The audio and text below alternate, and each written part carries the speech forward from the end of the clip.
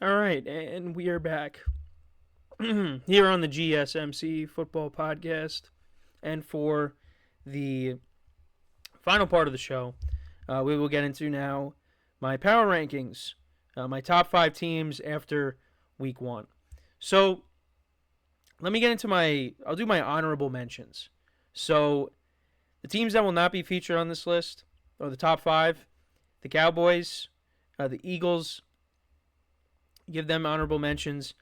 You throw the I don't know if I want to throw the Chargers in there, but the Cowboys and the Eagles are my honorable mentions. The Cowboys I thought looked good on Sunday, and the Eagles with Saquon Barkley. That was, well, at least Saquon Barkley was impressive. It was still a sloppy game, but they did get the win there. A.J. Brown had that big play there. And, the Eagles had, they forced some turnovers in the game as well. So, those are a couple of honorable mentions there. So let's get into my top 5. So, at number 5 here, if I can get to it, we got the Houston Texans. This team is going to be very good this year. And they showed you that on Sunday. Little concerned about the defense, especially because of the big plays that Anthony Richardson was able to. I mean, that's another team that could crack the top 10 if Anthony Richardson keeps playing like he did on Sunday. Little concerned by the defense. There were some big plays. The Alec Pierce, just Alec Pierce in general. I mean, he had 3 receptions for 125 yards. Anthony Richardson threw a ball up to the ceiling, and it came down. Alec Pierce made the catch, and I think that was for the touchdown, the 62-yard touchdown. And then you had Ashton Doolin with the big touchdown. So a little worried about the Texans' defense, but their offense is going to be a top 5 offense this year.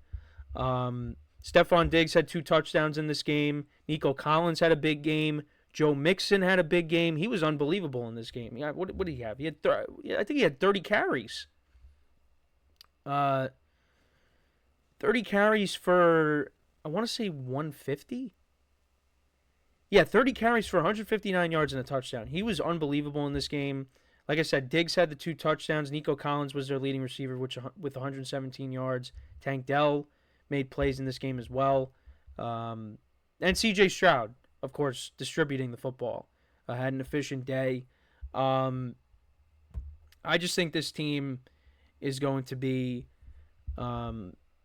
very good throughout the year. I mean, this team could give some of the other top teams in the AFC problems, and you saw that on Sunday. Now they take on the Bears this week. That should be an interesting game. But I did like what I saw from the Texans, and I got them at 5 here. So then at number 4. I got the Detroit Lions.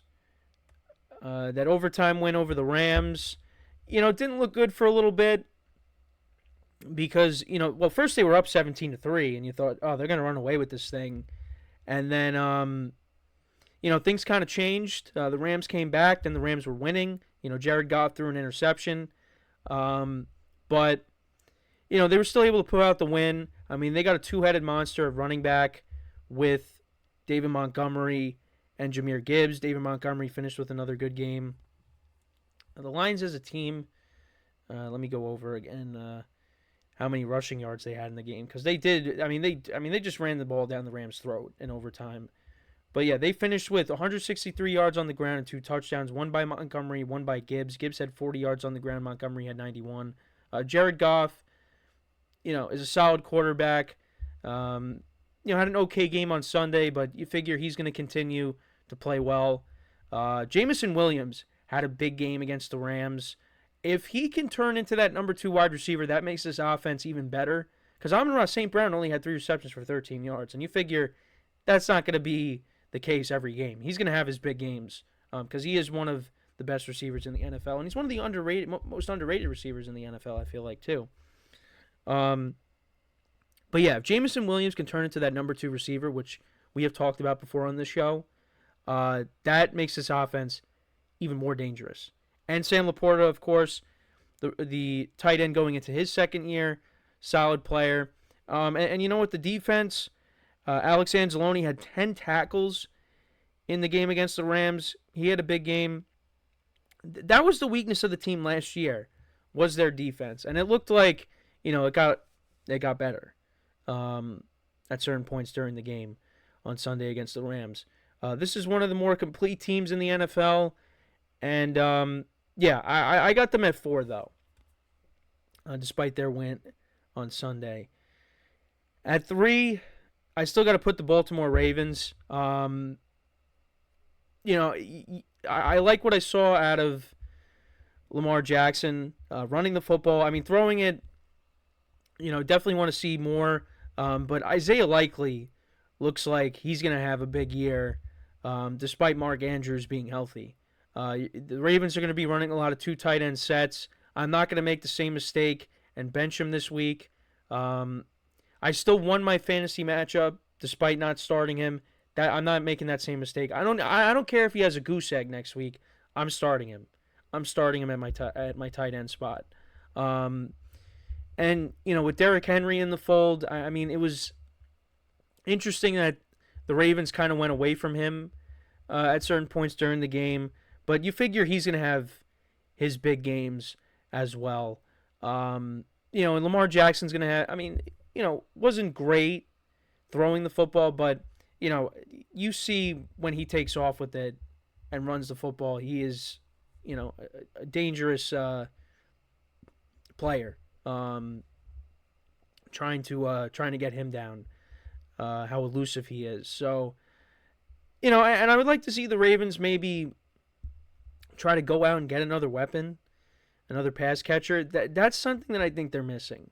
And I said Devontae Adams, could be available.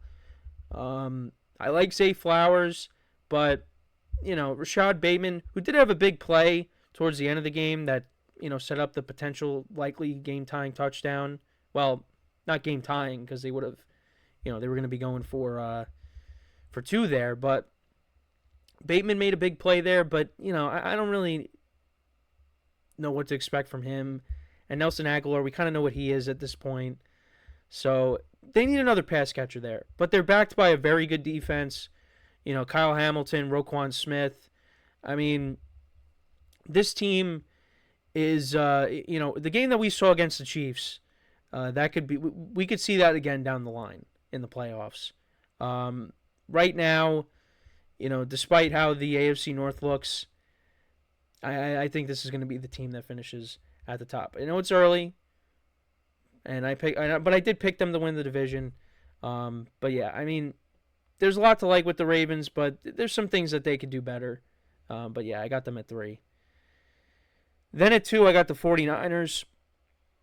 And might be a little bit surprising because, I mean, they just dominated the Jets, especially running the football. And with who was running the football, it wasn't Christian McCaffrey. This was Jordan Mason, and Jordan Mason had a game. This team is just talented from top to bottom, with the playmakers on both sides of the ball. I mean, you saw it on full display, even on defense with Fred Warner punching out the ball on Breece Hall. Once they get Dre Greenlaw back, I mean, the defense is only going to get better.